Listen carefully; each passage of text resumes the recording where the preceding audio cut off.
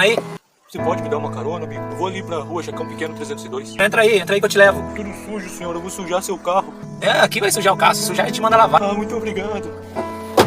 Como é que tá a quarentena? Como é que tá a família? Tá bem? Então, amigo, nesse momento a situação não tá legal. Eu trabalho com carro de aplicativo.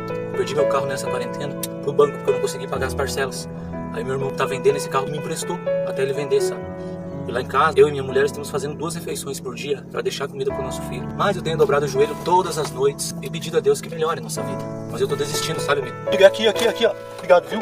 Que é isso? Ô, amigo, você deixou cair um cheque aqui, ó. Volta aqui.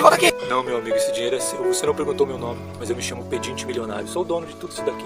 E hoje de manhã, algo tocou meu coração e falou que eu precisaria testar alguém. E eu pensei, a primeira pessoa que me der carona com essa roupa suja vai ganhar esse cheque de 30 mil.